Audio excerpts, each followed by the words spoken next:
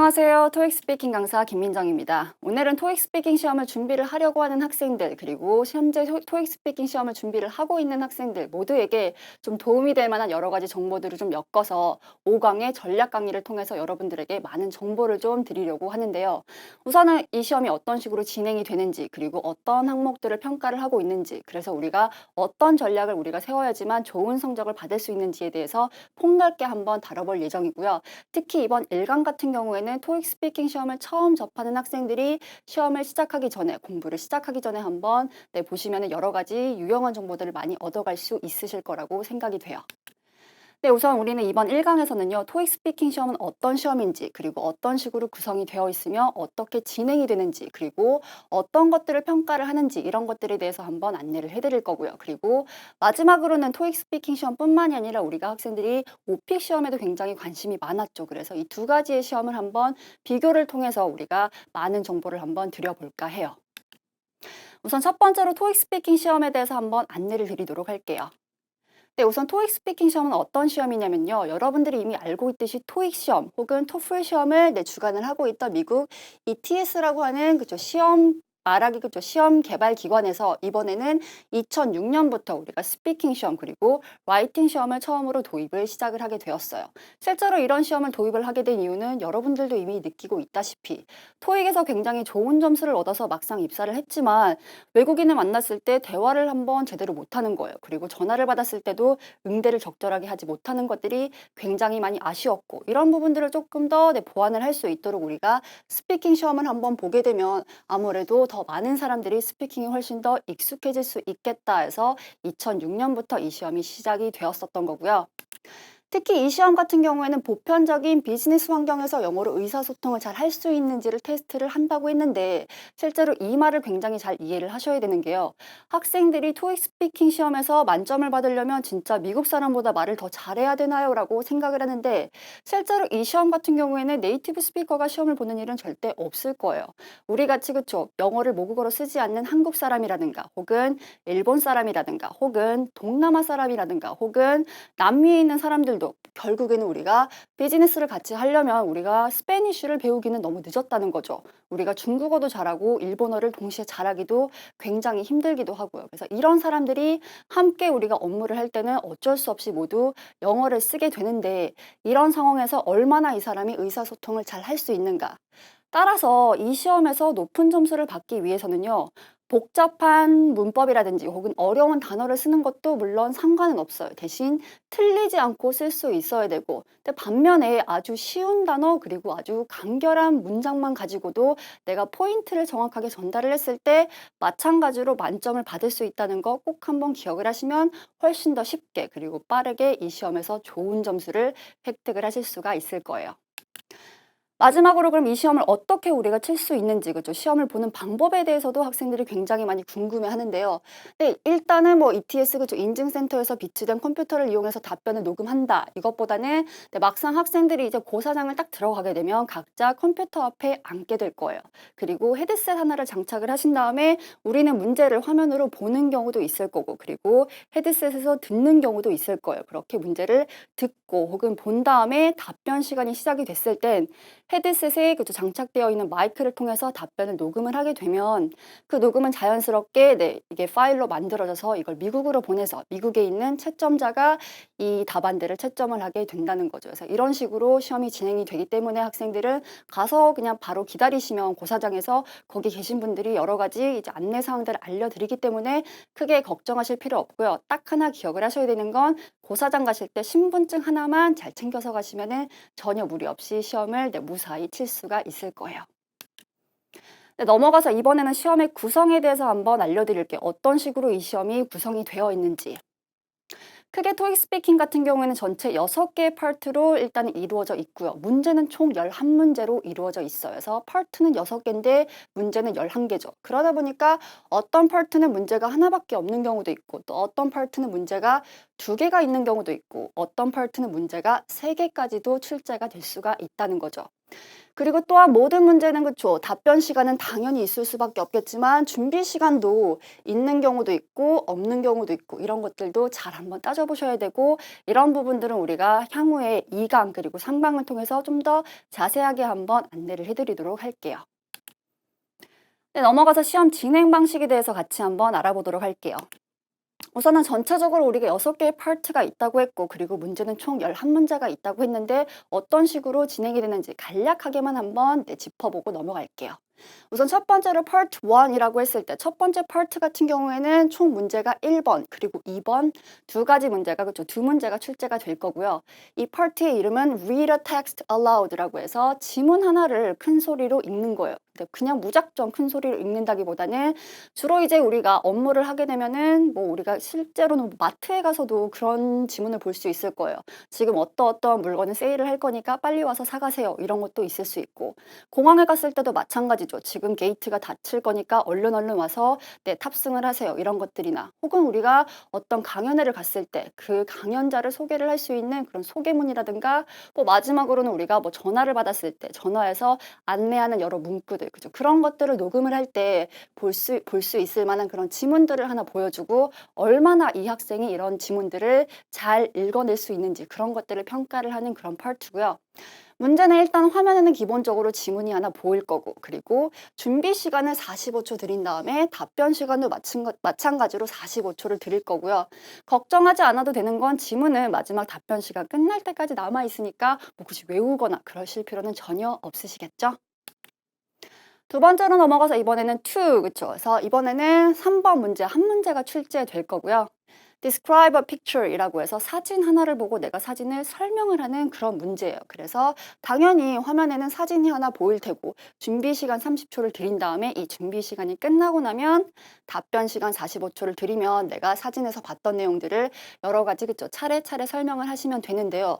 여기서 하나 중요하게 그쵸 짚고 넘어가야 되는 건 준비 시간은 30초, 답변 시간은 45초로 차이가 있기 때문에 이 차이가 있는 점을 우리가 잘 활용을 해서 전략을 짜서 연습을 하셔야지만 높은 점수를 받을 수 있지 그냥 아무 준비 없이 준비하고 답변을 하시면 고득점을 받기가 조금 어렵겠죠. 그래서 나중에 2강 그리고 3강에서는 이런 것들을 극복할 수 있는 전략에 대해서도 한번 꼭 얘기를 해드릴 거예요. 넘어가서 이번에는 Part 3 같은 경우 이번엔 세 가지 문제가 출제가 될 거예요. 4번, 5번, 그리고 6번. 질문의 그쵸 유형의 이름은 Respond to Questions라고 해서 질문에 답변을 하는 문제고요. 네, 우선 화면에는 그쵸. 이 세 가지 질문은 실제로는 다 따로따로 질문을 하는 게 아니라 한 가지 주제에 엮여 있어요. 그래서 어떤 A라는 주제에 맞춰서 4번, 5번, 6번이 유기적으로 실제로 질문이 되어질 거고요. 화면에는 우선은 주제가 먼저 보일 거고 그런 다음에 질문도 함께 화면에 보일 거예요. 그리고 질문이 보이기만 하는 게 아니라 실제로는 음성으로 읽어주기도 할 거고요. 근데 중요한 건 이제 준비 시간이 없다고 해요. 그래서 질문이 끝나자마자 바로 실제로는 답변 시간이 4번은 15초, 5번 질문 보이고 15초, 6번 질문 보이고 30초의 답변 시간이 주어지겠죠. 그래서 Part 3 같은 경우에도 우리가 특별한 전략이 좀 필요할 거예요. 왜냐면 준비 시간이 없기 때문에 바로바로 영어로 대답하는 거 쉽지 않다는 거죠. 심지어는 영어를 잘하는 사람도 마찬가지고. 그래서 이런 부분들을 조금 잘 할 수 있도록 우리가 전략을 좀 알려드릴 거고요. 네, 넘어가서 이번에는 Part 4 같이 한번 볼게요. 마찬가지로 3랑 마찬가지로 7번, 8번, 9번 세 가지 질문이 나올 거고요. 네, 질문의 이름은 Respond to Questions 여기까진 같죠. 근데 이번에는 Using Information Provided라고 해서 어떤 정보를 주고 그 정보에서 우리가 질문을 했을 때 답변을 얼마나 잘할 수 있는지 특히 정보 같은 경우에는요. 텍스트로 나온다기보다 어떤 표를 하나 줄 거예요. 일정표를 줄 수도 있고 이력서를 줄 수도 있고 영수증을 보여줄 수도 있고 그런 표를 보고 질문을 들었을 때 답변을 하는 거고요. 문제 진행 방식은 우선 화면에는 당연히 표가 하나 보일 거고 그 표를 읽을 수 있는 시간에 30초를 드릴 거예요. 그런 다음에는 3랑 비슷하게 각각의 질문이 끝날 때마다 15초, 15초, 30초의 답변 시간을 드릴 건데요. 여기서 중요한 점 중에 하나는 Part 3 같은 경우에는 심지어는 화면에 질문이 보였어요. 그래서 답을 틀릴 확률이 굉장히 낮은데 Part 4 같은 경우에는 질문이 화면에 보이지 않는다는 점이 굉장히 어려운 점이죠. 그래서 듣기 실력이 조금 약했을 때 학생들이 4 조금 접근하기가 어려운 게 없지 않아 있고요. 그래서 이 부분도 실제로는 우리가 어떤 식으로 극복을 할 수 있는지 향후에 2강 그리고 3강에서 설명을 좀 더 해드리도록 할게요. 네, 넘어가서 이번에는 다섯 번째 파트죠. 문제는 한 문제가 나올 거고요. 10번이에요. 이름은 Propose a Solution이라고 해서 해결책을 제안을 하는 문제고요. 해결책을 제안을 하려면 문제점이 있어야겠죠. 근데 아쉽게도 이 문제점은 우리가 리스닝 파일을 통해서 우리가 이 문제점을 파악을 하셔야 되고요. 그래서 문제 진행 방식에 대해서 한번 알아볼게요. 우선 화면에는 전화기 또는 회의 사진이 하나 보일 거예요. 전화기 사진이 보였을 때 혹은 회의 사진이 보였을 때 그리고는 듣기가 시작이 될 텐데 약 45초 정도 진행이 될 거예요. 전화기 사진이 보였을 때는 누구 한 사람이 어떤 전화 메시지를 남기는 유형이고요. 회의 사진이 보일 때는 두 사람이 같이 회의를 하는 대화를 듣게 될 거예요. 이렇게 한 45초가량 되는 듣기를 듣고 나서 두 번째로는 준비 시간 30초 그리고 답변 시간 60초가 주어질 거예요. 네, 그래서 당연히 준비 시간에 준비를 하고 답변을 하게 될 텐데 이때 이제 학생들이 굉장히 많이 힘들어하는 게 지문이 화면에 보이지 않다 보니까 듣기에서 실제로 멘붕이 오는 경우가 좀 많을 텐데요. 당연히 그렇죠. 모든 듣기를 다 할 수 있으면 굉장히 좋겠지만 실제로 대부분의 학생들 특히 레벨 6의 고득점을 받는 학생들조차도 이 듣기의 한 절반에서 한 70%, 50에서 70%밖에 못 알아듣기 때문에 일부의 우리가 정보만 가지고도 이 문제를 적절하게 풀 수 있는 전략 같은 것도 당연히 필요할 수밖에 없겠죠. 네. 마지막으로 이제 여섯 번째 파트고 그리고 이번에도 마찬가지로 문제는 한 문제예요. 11번 문제고요. 문제 이름은 Express an Opinion이라고 해서 여러분들의 의견을 표현을 하는 그런 문제예요. 그래서 내가 어떻게 생각을 하는지. 문제의 진행 방식은 화면에는 그렇죠. Part 3랑 유사하게 질문이 화면에 보이기도 하면서 같이 읽어주기도 할 거예요. 그런 다음 준비 시간 15초 그리고 답변 시간이 60초가 주어질 거고요. 말 그대로 의견을 물어봤는데 학생들이 그렇죠. 뒤죽박죽 생각나는 대로 그냥 얘기를 하셔도 점수는 나오겠지만 가급적이면 그렇죠. 내가 의견, 이유 그리고 마지막으로 경험담까지 우리가 유기적으로 좀 논리적으로 설명을 잘했을 때 아주 고득점을 받을 수가 있으실 거예요. 네, 넘어가서 이번에는 토익 스피킹 평가 기준에 대해서 간단하게 한번 알아보고 향후 우리 4강에서 한번 좀 더 자세하게 한번 더 알아보긴 할 건데요. 우선은 평가 기준. 처음에 그쵸. 우리 그냥 단순히 그냥 지문을 읽는 문제 같은 경우에는 크게 우리가 평가를 하는 게 발음, 억양, 강세. 얼마나 이 사람의 소리를 남들이 잘 알아들을 수 있는지 그런 것들을 좀 초점을 맞춰서 우리가 평가를 하게 될 거고요. 2 사진 묘사만 넘어가도 이제 이 사람이 얼마나 어휘를 다양하게 잘 쓸 수 있는지 그리고 문법을 얼마나 잘 맞추고 있는지 그리고 일관성이라고 해서 물어본 거에서 그지 그죠 너무 많이 벗어나지 않은 답변을 그래서 물어본 거에 정확하게 답변을 잘 하고 있는지 이런 것들을 같이 측정을 할 거고요. Part 3부터는 이제 논리성 또는 그쵸 완성도라고 해서 얼마나 그쵸 의문사로 질문을 했을 때 거기에 정확한 답변을 할 수 있는지 그리고 거기에 대한 상세 부연 설명을 얼마나 또 논리적으로 잘 포인트를 전달을 할 수 있는지 이런 여러 가지들을 한번 지금 평가를 하게 될 거니까 우리가 향후 4강에서 이런 점들을 어떻게 해서 공부를 해야지만이 우리가 짧은 시간에 좋은 성적을 얻을 수 있는지를 같이 알아볼 수 있을 거고요. 네, 이번에는 평가 등급이라고 해서 실제로는 토익 스피킹 그쵸. ETS에서는 이렇게 점수를 학생들에게 알려주고 있긴 해요. 우리가 뭐 파트 1에서는 몇 점 이상을 받아야지 레벨 7이고 그리고 파트 3에서는 몇 점 이상을 받아야지 뭐 6고 이런 점수들이 나와 있는데요. 실제로 학생들이 이 표를 봤을 때 거의 이해할 수 있는 학생은 거의 없다고 보시면 되고요. 그래서 우리는 5강에서 이런 표들을 어떻게 하면 좀 더 쉽게 이해를 할 수 있는지 그래서 내가 현재 실력은 어느 정도이고 그리고 앞으로는 어떤 점을 보완을 했을 때 더 성적을 쉽게 올릴 수 있는지도 같이 한번 알려드리도록 할게요. 네, 마지막으로 학생들이 가장 이번 강에서 궁금해하는 사항은 토익 스피킹과 오픽 시험, 그쵸? 둘 중에 어떤 걸 준비를 하는 게 나에게 훨씬 더 도움이 되는지 혹은 이 두 가지 시험이 어떤 차이점이 있어서 내가 어떻게 둘을 그쵸? 보완을 할 수 있는지에 대해서 간단하게 한번 짚어드리고 넘어갈게요.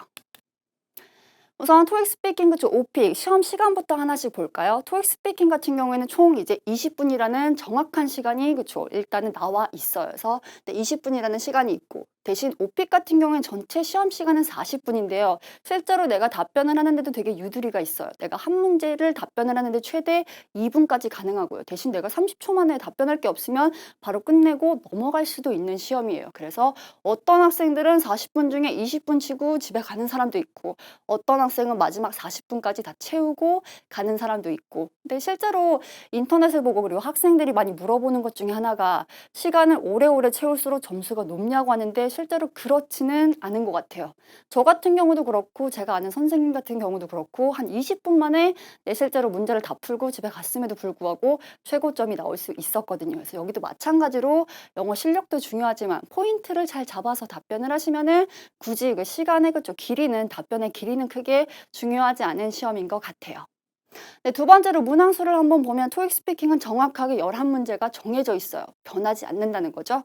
근데 오픽 같은 경우에는 조금 레벨이 낮은 걸 선택했을 때는 12문제, 그리고 내가 좀 높은 레벨을 선택을 했을 때는 15문제까지도 받을 수 있고요.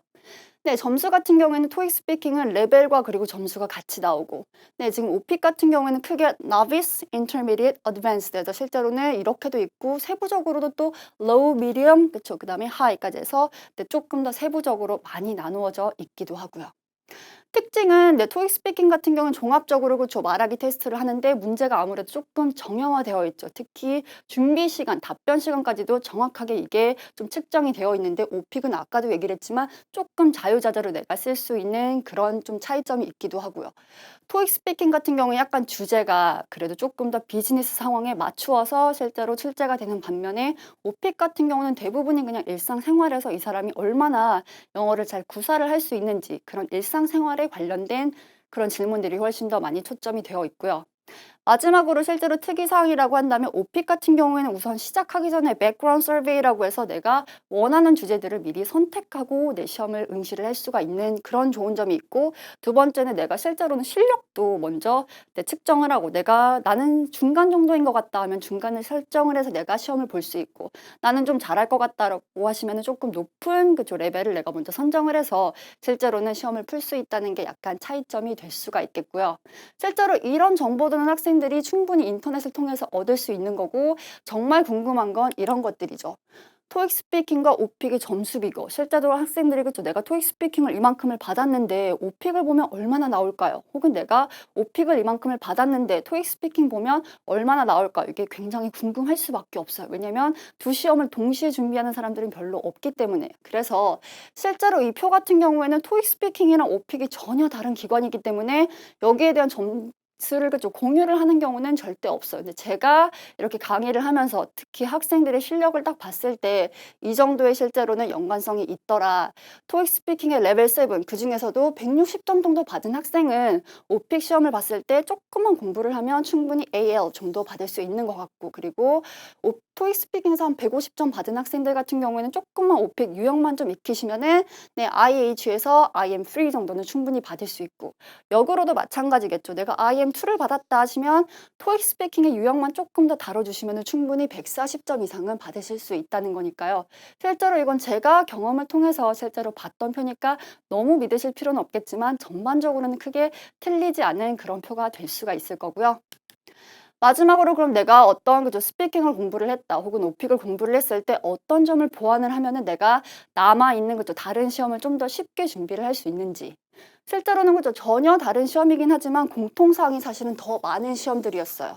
토익 스피킹에서 장소 묘사하는 거 오픽에도 같이 나오고요. 그리고 당연히 주제별 질문은 거의 포인트가 될 수밖에 없고 오픽에서 롤플레이는 실제로 토익 스피킹의 파트 5랑 거의 유사하고요. 그리고 돌발 문제라고 해서 내가 선택하지 않은 주제에서 나오는 그런 질문들은 파트 6의 되게 고난이도 약간 심도 깊은 질문과 거의 유사하다고 보시면 되고요. 만약에 내가 토익 스피킹을 공부를 했는데 오픽을 하고 싶다 하시면 두 가지만 더 보충을 하시면 될 거예요.